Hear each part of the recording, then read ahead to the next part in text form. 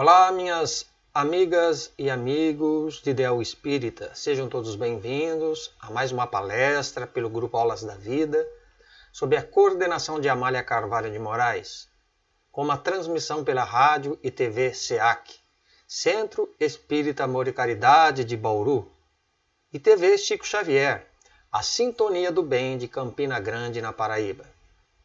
Com grata alegria e satisfação, queremos agradecer a presença dos que nos assistem, desejando carinhosamente nosso fraterno abraço, com muita paz e harmonia em cada coração e em cada lar. Roguemos a Deus e a Jesus e aos amigos espirituais que nos envolvam sempre sob a sua divina proteção e amor, inspirando-nos a trilharmos esperançosos e confiantes nos propósitos superiores do bem e da verdade. Orar. Eu acredito que todos, ou pelo menos parte ou a maioria das pessoas, orem, de um jeito ou de outro. Mas como será que temos feito nossas orações, pessoal? Se pararmos e pensarmos bem, a oração por grande parte das pessoas é mais um ato instintivo e maquinal do que um estado de foro íntimo, sem nenhum recolhimento, de mais profundo sentimento e meditação, prejudicando ou anulando o intercâmbio com o plano espiritual, sem percebermos com isto o que pronunciamos e pensamos. Então, desse modo, essas pessoas como nós, todos realizamos as orações mais por um desencargo de consciência religiosa e dever de compromisso social, sem, contudo, atentarem ou abrirem os vossos corações e mente aos sublimes propósitos de Deus que a alegria da prece nos proporciona. A propósito, até mesmo tem uma bela parábola que bem ilustra a maneira como temos empregado as nossas orações.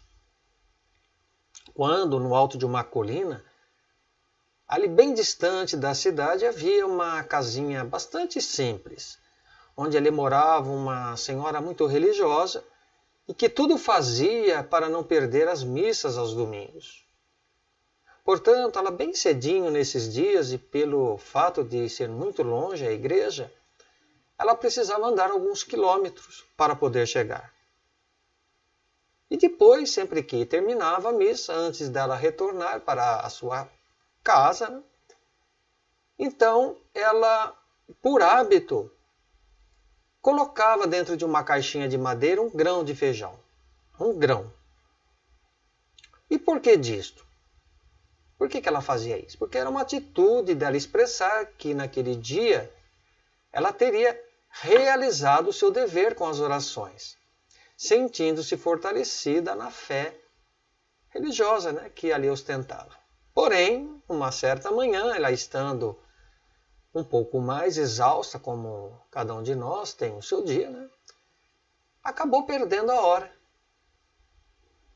Assustada, aflita, então ela tentou apressar os passos, mas percebendo que não chegaria a tempo para a missa, ela resolveu parar, então, no meio do caminho, sob uma sombra de frondosa árvore.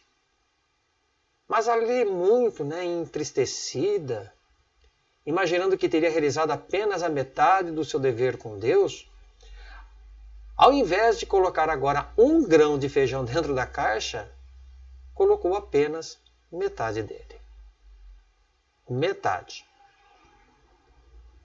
E assim ela continuou vivendo do seu jeito por muito tempo.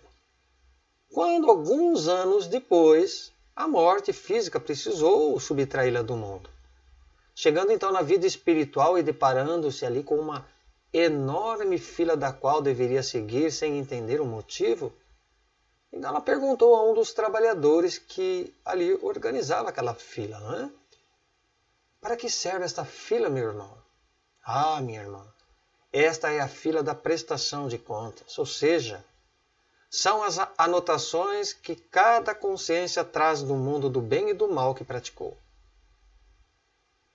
Então, na sua vez, né, de se apresentar ao diretor, que ali ele avaliava e separava todas aquelas fichas, né, dos recém-chegados do mundo físico, disse ela muito convicta, né, entusiástica: meu irmão, trago dentro desta caixa a garantia de um lugar no céu para mim. Quando então o amigo espiritual, né, esboçando um afável, compreensível gesto, pediu, né, gentilmente para que ela olhasse novamente dentro daquela caixa. Surpresa e indignada, ela começou a esbravejar: mas isto não é possível? Como que pode? Meio grão de feijão apenas? Deve estar havendo algum engano. Eu que dediquei minha vida inteira a Deus, religiosa assídua, sem deixar de orar um dia sequer. Então, sorrindo, né, o benfeitor espiritual esclareceu: lamento informar, minha irmã, mas não houve nenhum engano. Embora reconhecendo sua dedicação como filha de Deus, de todas as vezes que você ia até a igreja para orar, teus pensamentos e sentimentos permaneciam vagos, distantes, sem compreender a verdadeira mensagem cristã que liberta e fortalece, deixando assim de meditar com a alma e o coração. Aí ele deu mais uma olhadinha naquela ficha dela e disse: olha, entretanto, consta aqui nos meus arquivos, né, na minha ficha, de que todas as orações que fizeste no mundo, a única que foi ditada realmente com amor, com sinceridade, alegria, esperança e fé, né, demonstrando, né, aquela forma de meditar que ela teve pela única vez na sua vida, foi aquela, né, que ele disse assim: aquela que você depositou na caixa de madeira o meio grão de feijão. Então isso equivale a dizermos que mais vale um único e bom pensamento a Deus do que inúmeras e intermináveis ladainhas. Não é mesmo? Fraseologias decoradas, rituais dogmáticos, sem que o nosso coração tenha participação. Então, de nada adiantará erguermos altares exteriores sem edificarmos o templo do amor em nossas almas. Até mesmo o escritor bauruense Richard Simonetti, em seu livro O Céu ao Nosso Alcance, ele diz assim, conforme vamos ver aqui no slide. Vejam a frase. São os sentimentos, não as palavras, que nos ligam a Deus. Em vez de repetir 1000 vezes diariamente o Pai Nosso, experimente fazê-lo apenas uma vez, lentamente. Detenha-se em cada frase. Faça um exame de consciência em função dela. Isso é reflexão. Não deixa de ser, dentro dessa reflexão, a nossa meditação, não é? De outras vezes, né, por uma questão de postura ou de ambiente, há pessoas também que acreditam que a melhor e mais correta forma para se orar seja com música, né? Outros estando em absoluto silêncio, com luz ou na penumbra, em pé, deitado, outros ajoelhados. Até metaforicamente tem aquele velho provérbio, né, que diz assim, ajoelhou tem que rezar. Outros ainda que não prescindem de orarem, né, diante de um quadro, com uma vela acesa, ou de frente a uma imagem, de recitarem orações encomendadas como sendo mais fortes e eficazes. Então, se a moda pega... Então, no entanto, não nos compete, meus irmãos, dizer ou ajuizar alguém o que realmente seja melhor. Temos também que avaliar isso aí. Do que seja certo ou errado no jeito de cada um orar. Não. pois cada um é livre por suas escolhas e preferências. O que apenas nos ensinam os espíritos superiores, o que mais importa é o fundo do que a forma, ou seja, é pela ação de nossos pensamentos, desejos e vontades que daremos o maior e mais eficaz objetivo à nossa prece.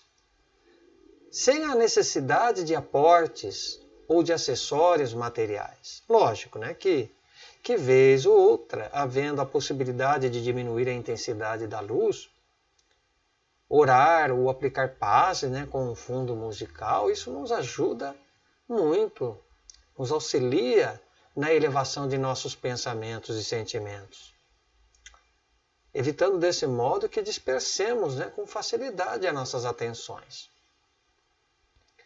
Essencialmente com relação à prece, alguns até refutarão. Então, como se explica, então, ali dentro, né, de O Evangelho segundo o Espiritismo, até tem um capítulo todo ele voltado, né, que é a coletânea de preces espíritas. Então, muitos contestam, né? Expô-las não seria, então, uma contradição com a própria doutrina espírita? Né? Colocando essas orações que ali estão. Então, na verdade, as preces que ali estão contidas, meus amigos, neste capítulo, é o capítulo 28, né, por Allan Kardec, elas não foram colocadas intencionalmente como um único e incontestável meio para seguirmos, pois nenhuma fórmula infalível e dogmática ela foi prescrita. Não é isso que foram deixadas pelos Espíritos. Mas elas foram desenvolvidas servindo de um referencial com o simples objetivo de ajudar aqueles que encontram uma certa dificuldade de expressarem suas ideias, palavras, em suas orações para si e para os outros. Nada mais. Assim como ocorreu entre Jesus e seus discípulos, quando junto do Mestre, um deles lhe disse: João ensinou aos seus discípulos a orar. Ensina-nos também a orar, Senhor. E então, diante deles, ele pronunciou aquele modelo de prece conhecida por todos nós até hoje, o Pai Nosso. Símbolo mais perfeito de concisão, verdadeira obra-prima de sublimidade na sua simplicidade, resumindo todos os deveres do homem para com Deus, para consigo e com o próximo, numa autêntica profissão de fé. Então recordemos os ensinamentos de Jesus ao afirmar que a boca fala do que está cheio o coração, que nada vale aquele verniz que a sociedade coloca nas palavras. Nada vale. Então, meus amigos, era assim que se comportavam até mesmo os fariseus quando oravam em praça pública a fim de serem vistos e ganharem a sua admiração. Não vos assemelheis aos hipócritas, como nos disse amorosamente Jesus. O amigo divino nos conhece e muito, né? Muito bem pelo que nós ali pensamos e fazemos. Então, orar é conversar, é sentir e nos aproximar dele. Sobre isso, em São Lucas, no capítulo 18, versículo 9 até 14, Jesus ele conta uma parábola sobre aqueles que se confiavam como sendo justos e desprezando os outros. Onde ali, né, 2 homens subiram ao templo, né, a fim de orar. Um era fariseu e o outro era o publicano. E o fariseu, estando então de pé, orava assim consigo: Meu Deus, eu vos rendo graça porque não sou como os outros homens, que são ladrões, injustos e adúlteros, nem mesmo como este publicano, ali com o dedo em riste. E continuava, né? Inflamado na sua assertiva. Jejuo 2 vezes por semana e dou o dízimo de tudo que possuo.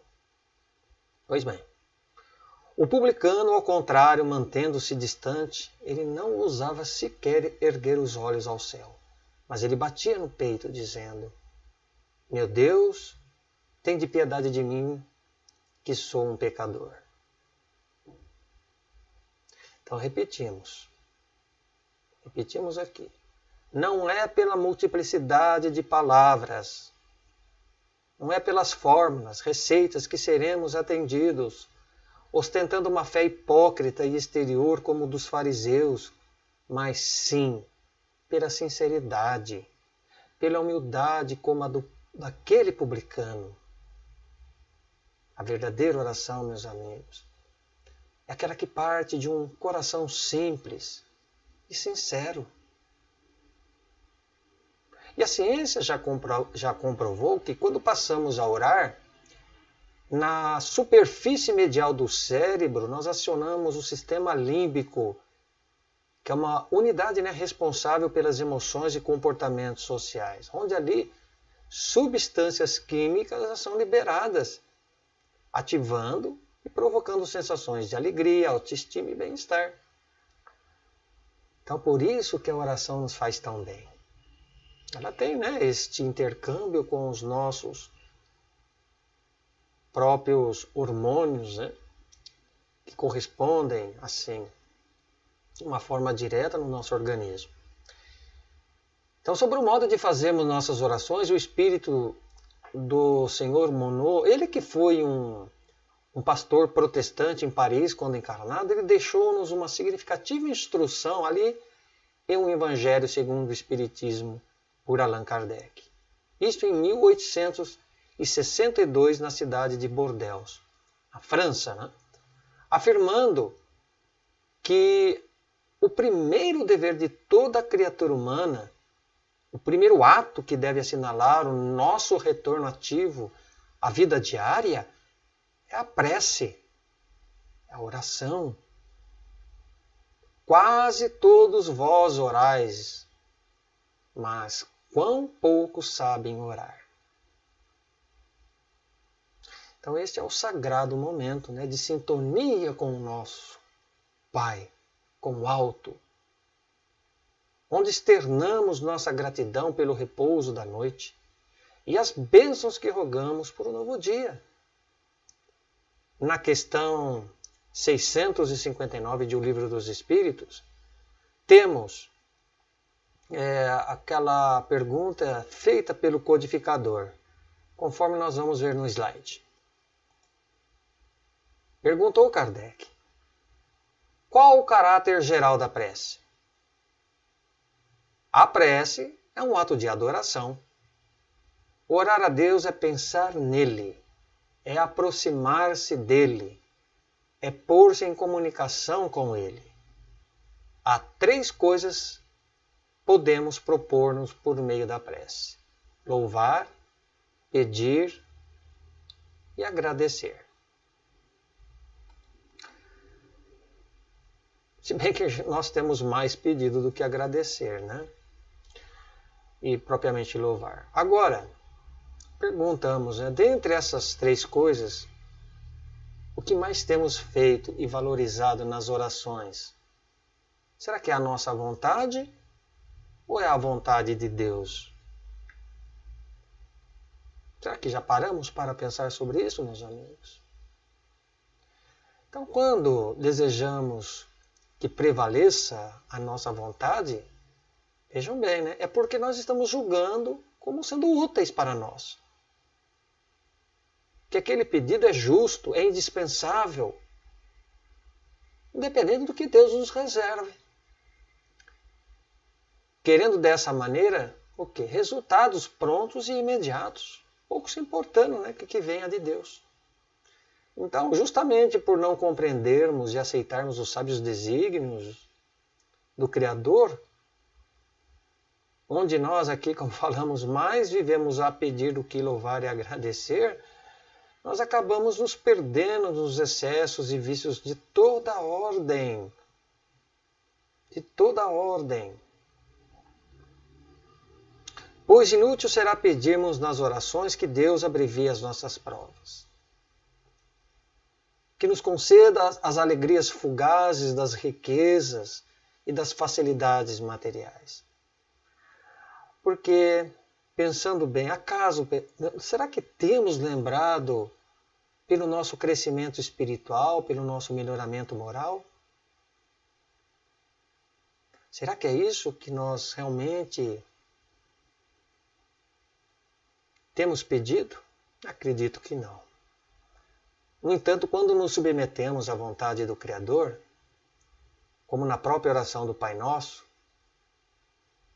que diz ali no trecho, né, seja feita a vossa vontade na terra como no céu, o sentido é, se a obediência e a submissão é um dever do filho com relação ao Pai, do inferior para com o superior, maior deverá ser da criatura com relação ao seu Criador. Pois fazer a vontade de Deus, meus amigos, é observar e aceitar as suas leis, submetendo-nos sem queixumes e murmúrios aos vossos decretos. Que agindo assim estaremos demonstrando maturidade espiritual, nos colocando acima dos bens materiais, reconhecendo que nada ocorre sem a permissão e a bondade de Deus. Em um livro dos Espíritos, Allan Kardec, ele comenta que o homem bem compenetrado do seu destino futuro, ele não vê na existência corpórea mais do que uma rápida passagem. É como se fosse uma parada, né, rápida ou momentânea em precária hospedaria, da qual ele se consola facilmente de alguns aborrecimentos ali passageiros. Como, por exemplo, numa viagem, né, que deverá conduzi-lo à melhor situação, quanto mais ele tenha se preparado. É assim. É certo, né, que não poderemos derrogar ou alterar as leis naturais e imutáveis de Deus. Mas daí, como diz Kardec, acreditar que todas as circunstâncias da vida estejam ou estarão submetidas à fatalidade, a distância é muito grande. Muito grande. Porque se assim fosse, nós seríamos meros instrumentos passivos, sem livre-arbítrio, sem iniciativa. Seria horrível. Portanto, ainda que as coisas não andem bem para nós, vamos aguardar. Tudo tem sua hora certa de acontecer. Como naquelas belas palavras atribuídas a São Francisco de Assis. Ele diz, né, que Senhor, dai-me força para mudar. O que pode ser mudado? Resignação para aceitar o que não podemos mudar. E sabedoria para distinguir uma coisa da outra. Fazendo isto, meus amigos, a vida ela flui de uma maneira mais tranquila, sem nos desesperar, sem nos revoltarmos contra a providência. Portanto, com relação à nossa meditação da prece, durante a prece, é importante para nos dar melhor compreensão e confiança acerca daquilo que nós precisamos e realmente merecemos. Não é simplesmente, pedir e pronto. Não. Dentro da lei de causa e efeito, tem a lei do retorno. Tem aquilo que nós merecemos. Mas vejamos, nenhuma oração deixará de ser ouvida, registrada e atendida. Por mais que nós possamos dizer assim, mas Deus esqueceu de mim. Porque nós não estamos desamparados, à mercê da própria sorte, ainda que não seja como gostaríamos que fosse. Já até diz o ditado, né, que Deus escreve certo por linhas tortas. Não é assim? São Marcos, no seu Evangelho, no capítulo 11, versículo 24, ele diz assim, vamos ver lá no slide. Por isso vos digo que tudo o que pedirdes em oração, crede que o recebereis e tê-lo-eis. Bom, mas vamos tentar também, não é bem assim também, né? Que desta máxima de Jesus é preciso raciocinarmos também. O quanto seria ilógico acreditar que tudo que pedíssemos seria concedida. Não é assim. É preciso meditar, é preciso refletir também sobre este ponto de Jesus que nos deixou. Onde ali os bons espíritos tivessem o que? 24 horas à nossa inteira disposição. Importante, então, meus amigos, não nos esquecer que Deus, na sua infinita bondade e misericórdia, sabe o melhor para o nosso bem. Que nós precisamos. Acontece o mesmo com relação a um bom e sábio pai, que ele sabe recusar coisas contrárias aos interesses de seus filhos, que irão ali para frente, em dado instante, lhe prejudicar. Como ainda nos limitamos ainda mais ao presente, sem entrever o futuro, Deus então nos deixará sofrer algumas vezes, e por algum tempo necessário, até que compreendamos a sua vontade. Como aquele doente, né, que procura a cura por seus próprios esforços. Né? Não tem um remédio amargo e que às vezes nós precisamos nos submeter para que apresse a nossa cura, a nossa melhora. Que às vezes o remédio doce, bom, um tratamento que não tem um certo rigor, não trará resultados tão eficientes como esperássemos. Então Jesus disse, né, Jesus no outro ensinamento: se trouxeres a tua oferta ao altar e te lembrares que teu irmão tem alguma coisa contra ti, deixa ali a tua oferta diante do altar e reconcilia-te primeiro com ele para depois apresentar a tua oferta. O que vem dizer a isso? A oferta é a nossa prece, pessoal. E o altar, o nosso coração. Se não estivermos de bem com aqueles a quem magoamos e ofendemos, nenhum valor terá a nossa oração diante dos olhos de Deus. Aí também está uma forma de meditarmos na prece. Nem tão menos seremos dignos caso não nos abdicarem sentimentos contrários ao bem e à caridade. Estando gravado na consciência do homem a lei de Deus, todo sentimento de culpa que porventura carregarmos, cedo ou tarde terá que ser dissolvido na prática da humildade e do perdão. Pois todo aquele que se afirma um verdadeiro espírita ou cristão, ainda que balbucie algumas belas palavras, frases, intimamente sabe que a oração sem amor nada vale. Devemos estar isentos dessas animosidades que ainda carregamos pelo nosso inimigo, por aqueles a quem ainda carregamos mágoas.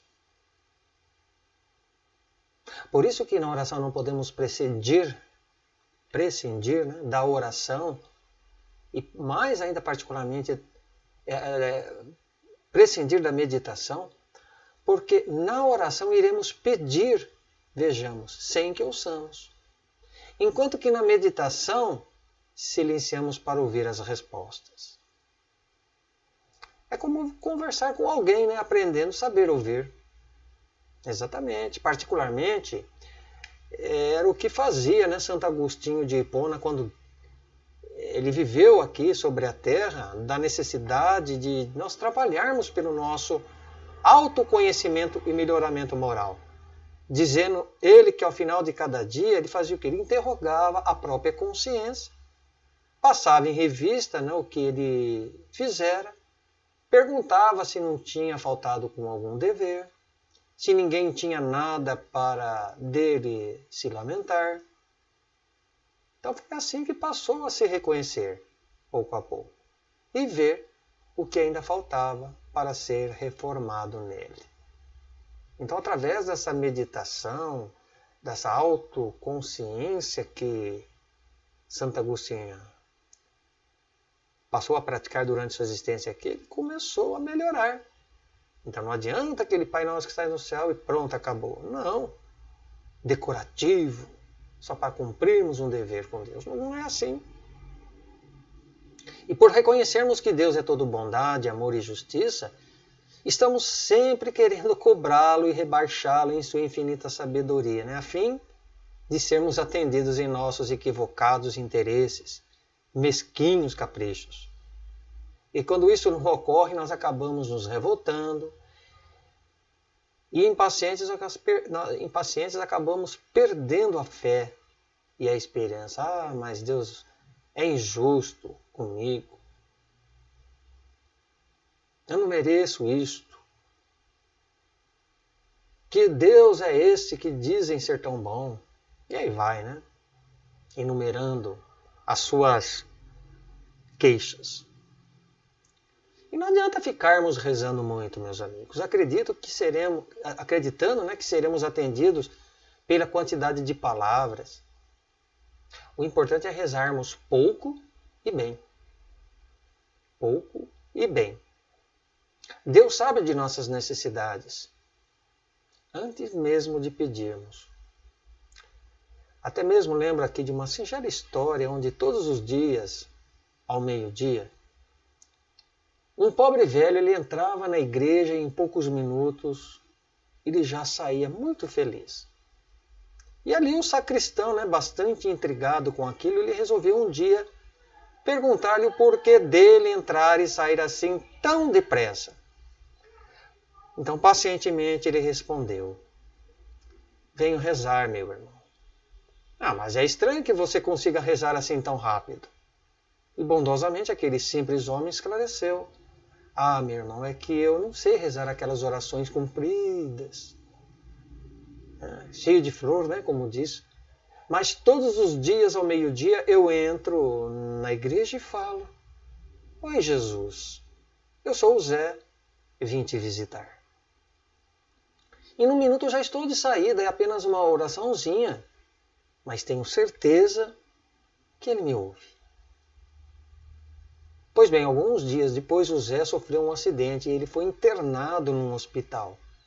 E na enfermaria ele passou a exercer uma grande influência sobre os demais.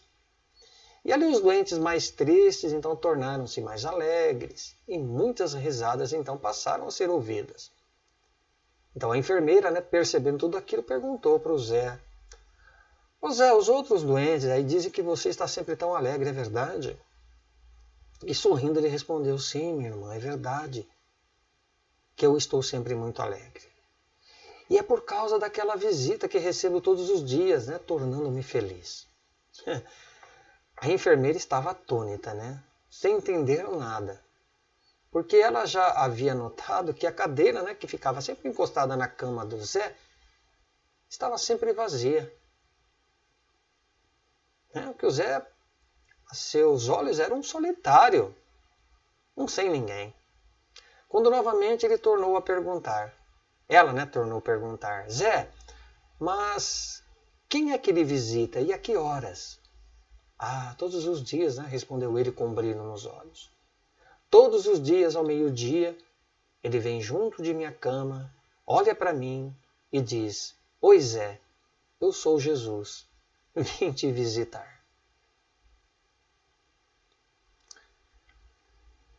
São Mateus, no seu Evangelho, escreve: quando quiser orar, entrai no vosso quarto. Estando fechado a porta, orai ao vosso Pai em segredo. E o vosso Pai que vê o que se passa em segredo vos recompensará. Meditando nessas palavras, o quarto seria o íntimo de nossas almas e a porta o nosso coração, onde somente Deus vê o que se passa em segredo conosco. Quanto da necessidade de entrarmos num aposento qualquer e estando com a porta fechada para orarmos, realmente nós temos que concordar. Isso nos ajuda sobremaneira para uma melhor concentração, a termos uma elevação mais focada, né, de pensamento. Mas, meus amigos, de nada adiantará tudo isso se deixarmos escancaradas as janelas, as portas da alma, e sofrermos o assédio e tentações das sombras, aplicando aquelas palavras de Jesus: pois onde estiver o seu tesouro, aí estará também o seu coração. Então, meditarmos sobre a nossa maneira de orar leva-nos também a observar outros aspectos, como quando devemos orar. Quando? Por acaso, faço aqui a pergunta, existe um melhor horário, um dia para isso? Normalmente, quando somos premidos por tribulações que a vida nos impõe, né, nós costumamos lembrar mais de Deus nessas horas, pedindo ou clamando por seu socorro e alívio. Mas é pela constância da prece, seja nas boas como nas horas ruins, que nós devemos contar com o concurso dos Espíritos. E não só nas horas que Deus ali estará para nos ajudar. São nas horas ruins que devemos lembrar dele. Porque nas horas boas nos esquecemos, né? E ali estão sempre os amigos a nos auxiliar, nos inspirar, nos sustentar naquelas melhores resoluções.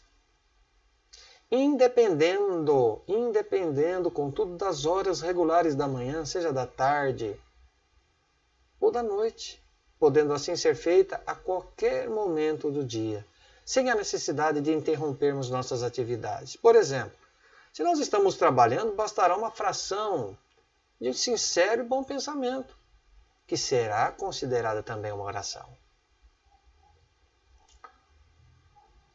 Como o simples, né, e humilde caboclo, né, que diz ao iniciar bem cedo o seu dia de trabalho: Senhor, ó meu Senhor, aqui estou, seja feita a sua vontade. E quanto ao local, meus amigos, teria alguma influência a sua ação? Vejamos que Jesus não tinha um lugar específico, né? Se nós olharmos bem, estudarmos. Nenhuma menção faz a Bíblia de que ele procurava ou preferia os templos, as sinagogas, para fazer suas orações, sendo mais comum e frequente junto aos lagos, campos e montes, recordando até o Sermão da Montanha, entre as cidades de Cafarnaum e Taba, no jardim do Getsemane, no Monte das Oliveiras, próximo da cidade de Jerusalém. Então não precisamos necessariamente de um local para que nossas orações sejam endereçadas e ouvidas por Deus. Até muitos acreditam que no cemitério seja o melhor local para orarmos, né? Principalmente em dia de finados por esses nossos entes queridos. Até Richard, né, Simonetti, ele lembra que neste local, na verdade, existe uma maior concentração de espíritos perturbados e perturbadores. Outros não abrem mão também de orar somente em seus templos religiosos. É certo também, e devemos convir, que o fator ambiente, como por exemplo dentro de uma igreja, dentro do centro espírita, é preponderante, né, pelo fato de sermos favorecidos pela harmonia fluídica e a proteção espiritual que ali reina. Embora devamos observar quanto à maneira de orar, a forma, como, quando e onde, numa favorável e positiva sintonia com o alto, a meditação é algo que precisamos incorporar em consonância regular com nossas orações. Pois meditar é pensar, é analisar, refletir, sobretudo naquilo que o espírito busca compreender na razão e proporção de sua espiritualidade com o divino, sem contudo perder o contato com sua religiosidade. Geralmente, para o mundo ocidental, a meditação é considerada um ato de refletir sobre algo, enquanto que no Oriente, no mundo oriental, esta prática implica a tradicional e ancestral jornada de autoconhecimento. Ou seja, o homem ele se volta para si mesmo, procurando se redescobrir do porquê de suas atitudes e comportamentos, sentimentos, ações e palavras, desejando alimentar e vivenciar emoções distintas das que adota no cotidiano. Então a meditação passa necessariamente pela técnica de se concentrar, de direcionar o foco da atenção, através da mobilização da vontade, para um determinado estado consciencial no qual é acessível o entendimento de si mesmo. Embora seu exercício seja ligado diretamente à prática das religiões do Oriente, ela também pode ser exercida como um recurso psíquico para se atingir o crescimento interior.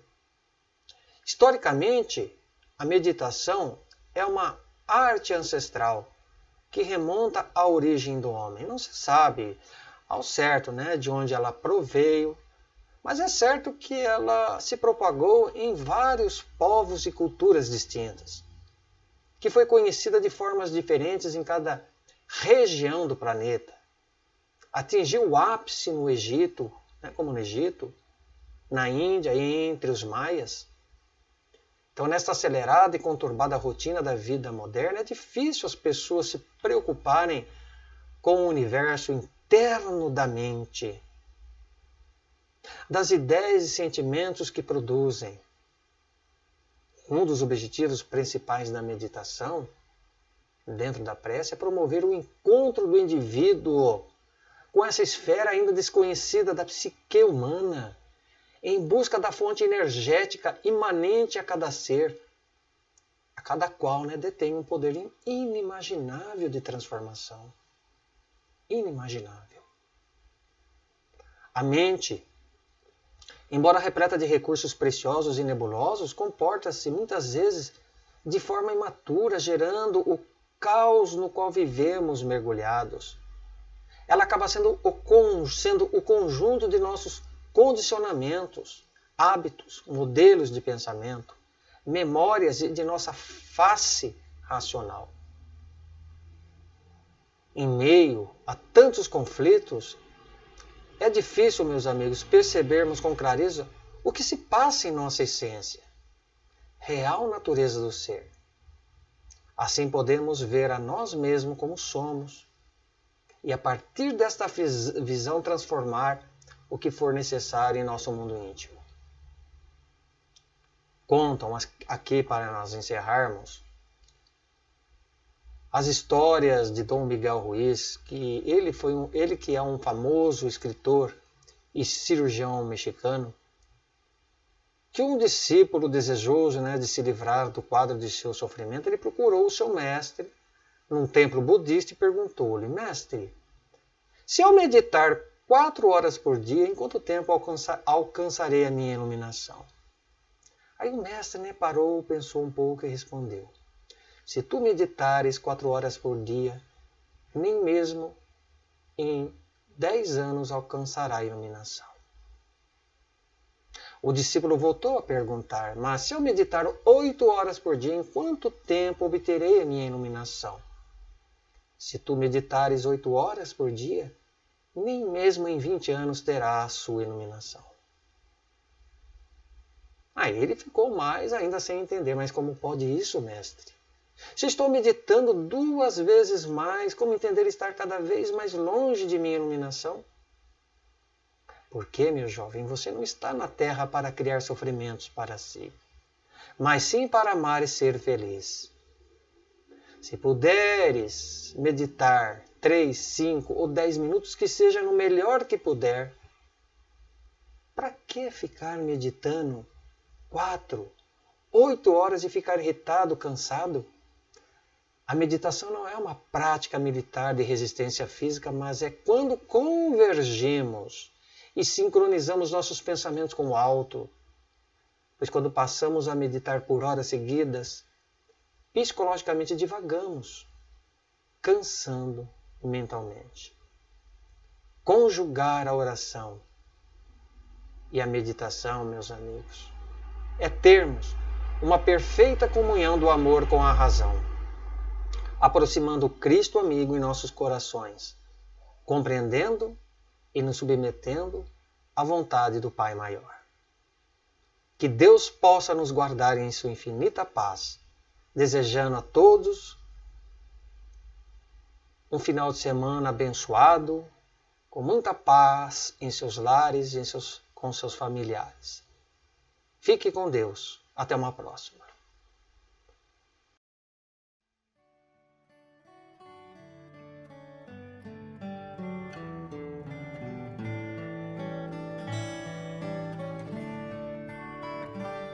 A melhor oração é o amor. A melhor oração é o amor. Tu precisas orar, mas tu deves lembrar que a melhor oração é o amor.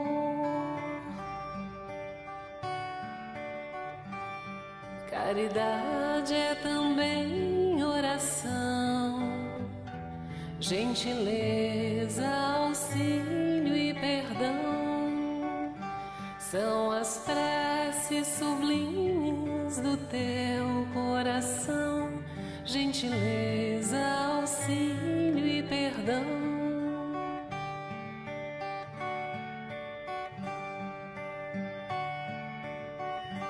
A melhor oração é o amor.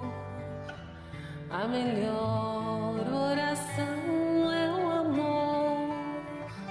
Tu precisas orar, mas tu deves lembrar que a melhor oração é o amor. Caridade é também oração, gentileza, auxílio e perdão.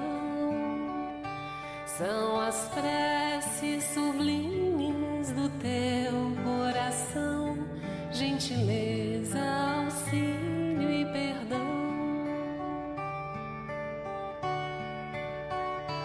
Gentileza, auxílio